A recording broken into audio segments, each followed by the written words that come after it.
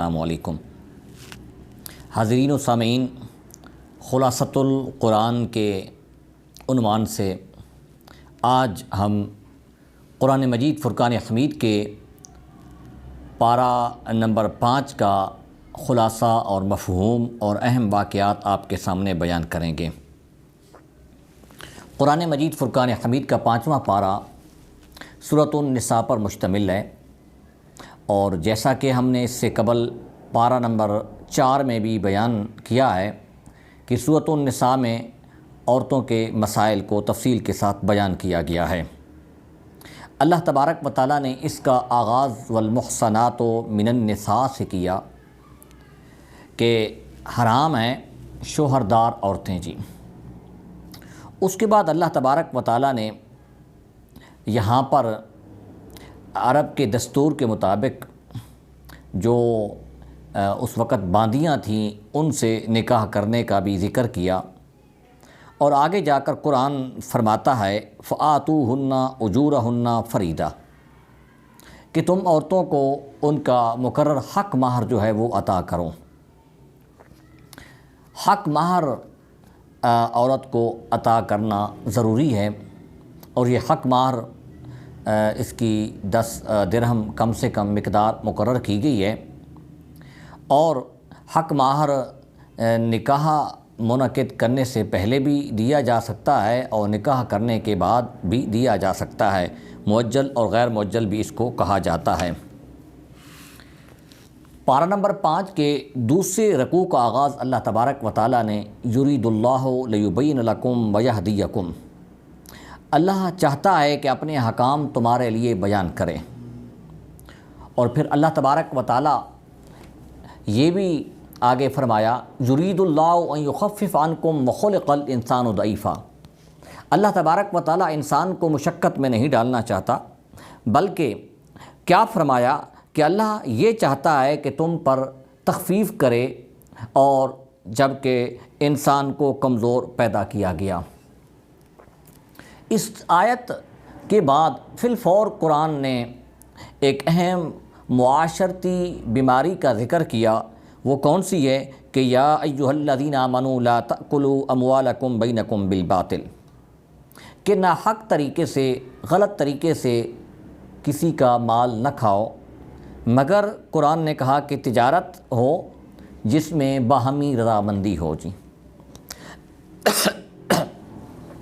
قرآن چونکہ اصول کی کتاب ہے، اصول یہاں یہ ذکر کر دیا کہ بیع خرید و فروخت وہی ہوگی جس میں جانبین کی بائع اور مشتری دونوں کی رضامندی پائی جائے، اور آگے اللہ تبارک و تعالیٰ نے اس کے ساتھ ہی ان تجتنبوا کبائر ما تنہون عنہ نکفر عنکم سیئاتکم، یہاں فرمایا کہ تمہیں جو گناہ کبیرہ ہیں ان سے بچنا چاہیے۔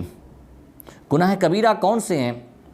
گناہ کبیرہ وہ ہیں جن کی حرمت کے بارے میں قرآن مجید فرقان حمید میں اور احادیث مبارکہ میں واضح طور پر نص آئی ہو، اس کو گناہ کبیرہ کہا جاتا ہے۔ تو اللہ فرماتا ہے کہ اگر تم گناہ کبیرہ سے بچو گے تو پھر کیا ہے کہ نکفر عنکم سیئاتکم، تو ہم بھی تمہارے گناہوں کو معاف کر دیں گے۔ اس کے بعد ایک مشہور قرآن کی آیت ہے للرجال نصیب مما اکتسبوا وللنساء نصیب مما اکتسبن، مردوں کے لیے وہی حصہ ہے جو انہوں نے کمایا، عورتوں کے لیے وہی حصہ ہے جو عورتوں نے کمایا ہے۔ یہ آیت کا جو شان نزول ہے، جب اس کی طرف ہم دیکھتے ہیں کہ حضرت ام سلمہ رضی اللہ تعالی عنہا نے عرض کیا رسول اللہ، ہم عورتیں جہاد کے لیے نہیں جاتی، اور اسی طریقے سے بہت سے احکامات میں مردوں سے پیچھے ہیں جی، تو کیا ہماری یہ فضیلت، ہم اس فضیلت سے محروم نہیں ہیں؟ تو اللہ تبارک و تعالیٰ نے قرآن کی یہ آیت نازل کر دی، فرمایا کہ عورتوں کے لیے وہی حصہ ہے جو وہ کماتی ہیں یا جو وہ کرتی ہیں، مردوں کے لیے وہی ہے جو وہ مرد کرتے ہیں۔ قرآن مجید فرقان حمید کے پارہ نمبر 5 کے تیسرے رکوع کا آغاز الرجال قوامون علی النساء کے ساتھ ہوتا ہے کہ مرد عورتوں پر حاکم ہیں جی۔ یہاں یا اس کا ایک معنی یہ ہے کہ مردوں کو عورت پر فضیلت دی گئی ہے جی۔ اب الرجال قوامون علی النساء کے بہت سے معنی بیان کیے گئے ہیں جی۔ ان میں سے سب سے جو اہم جو مفہوم ہے وہ یہ ہے کہ حدیث مبارکہ ہے کہ الا کلکم راع و کلکم مسئول عن رعیتہ، کہ تم میں سے ہر ایک شخص نگہبان ہے اور اس کی رعایا کے متعلق اس سے پوچھا جائے گا۔ تو اللہ تبارک و تعالیٰ نے میاں اور بیوی کا ایک جو رشتہ قائم کرنے کا حکم دیا اور پھر ایک خاندان اور گھر آباد کرنے کا جو حکم دیا، تو ان دو افراد میں سے مرد کو اللہ تبارک و تعالیٰ نے حاکمیت عطا کی، فوقیت عطا کی کہ وہ گھر کے معاملات میں مرد ہی فیصلہ کرے گا جی۔ آج مغرب میں اس جو کچھ ہمارے مسلم جو سکالر ہیں وہ بھی اس آیت کو لے کر وہ واویلا کرتے ہیں، دیکھیں جی قرآن نے تو مردوں کو جو ہے وہ فضیلت دے دی ہے جی۔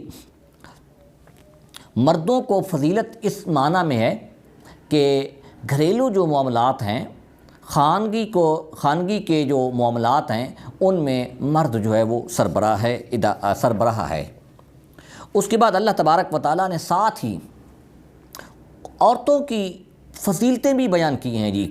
کیا کہا؟ فالصالحات قانتات حافظات للغیب بما حفظ اللہ۔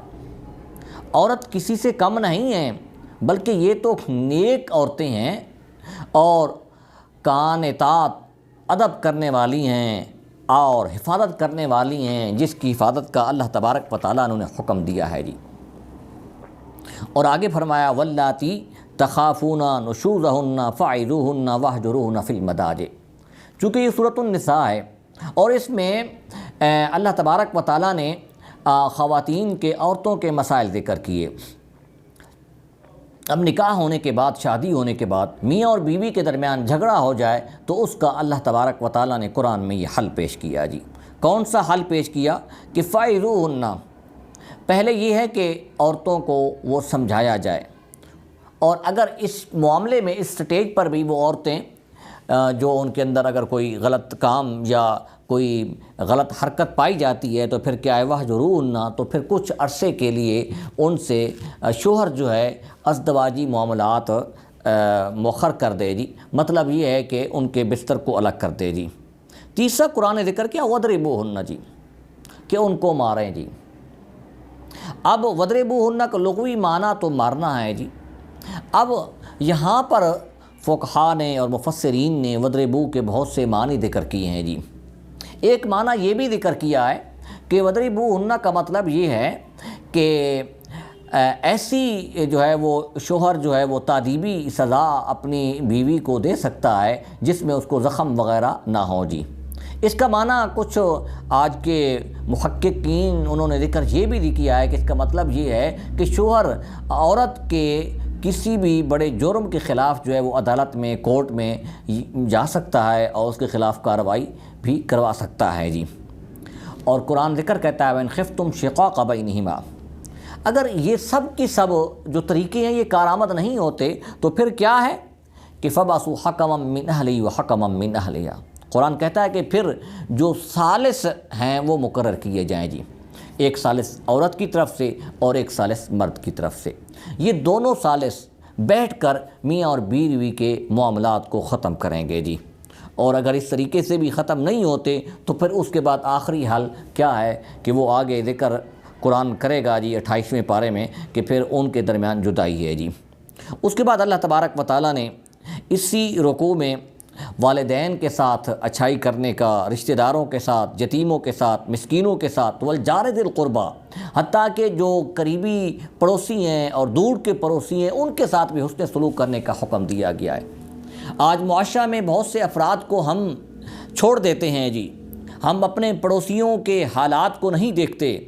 ہمارے گھر میں ہمارے بچے تو بہت اچھی خوراک کھاتے ہیں، اچھے لباس پہنتے ہیں، لیکن ہم نے کبھی پڑوسیوں کے خبر نہیں لی۔ تو رسول کریم صلی اللہ علیہ وسلم نے اور قرآن مجید فرقان حمید نے پڑوسیوں کے بہت سے حقوق ذکر کیے۔ چونکہ حقوق کی بات ہے تو ساتھ ہی اللہ تبارک و تعالیٰ نے ذکر کیا کہ یہ جو ہم نے افراد ذکر کی ہیں ان کے ساتھ حسن سلوک کے معاملے میں تم بخل نہ کرو جی۔ کیوں کہ جو بخل کرتے ہیں اور بخل کا یعنی حکم دیتے ہیں تو وَأَعْتَدْنَا لِلْكَافِرِينَ عَذَابًا مُهِينًا، تو ہم نے ان کے لیے دردناک عذاب تیار کیا ہے جی۔ اور آگے ہی اللہ تبارک و تعالیٰ نے، چونکہ یہ سب کا سب حسن سلوک کا اور خرچ انفاق کا بھی اس میں ایک ذکر ہے جی، تو فرمایا کہ جو بھی تم خرچ کرو اس میں ریاکاری نہ ہو جی۔ والذین ينفقون اموالهم رئاء الناس ولا يؤمنون باللہ ومن یکن الشیطان له قرینا فساء قرینا، گویا کہ یہ تو شیطان کے ساتھی ہیں جی جو ریاکاری کے ساتھ خرچ کرتے ہیں جی۔ فکیف اذا جئنا من کل امت، اسی رکوع میں آگے ایک آیت ہے، اس میں اللہ تبارک و تعالیٰ نے فرمایا کہ ہم قیامت والے دن ہر ایک گروہ کے اوپر، ہر ایک امت کے اوپر گواہ لے کر آئیں گے جی۔ وجئنا بک علی ہؤلاء شہیدا یومئذ یود الذین کفروا وعصوا الرسول لو تسوی بہم الارض، کہ جنہوں نے رسول کی نافرمانی کی ہے وہ قیامت والے دن یہ خواہش کریں گے کہ کاش ہمارے اوپر زمین برابر ہو جائے اور ہم یہاں سے چلے جائیں۔ اس کے بعد قرآن مجید فرقان حمید کے پارہ نمبر 4 کا 5 کا جو رکوع نمبر ہے 4، اس کا آغاز ہوتا ہے یا ایھا الذین آمنوا لا تقربوا الصلاۃ وانتم سکارا، کہ نماز میں نشہ کی حالت میں مت جاؤ جی، چونکہ شراب کے جو احکام ہیں وہ تدریجاً نازل ہوئے ہیں، اور اس میں اللہ تبارک و تعالیٰ نے فرمایا ہے لا تقربوا الصلاۃ وانتم سکارا۔ انہیں سٹاپ کر دو۔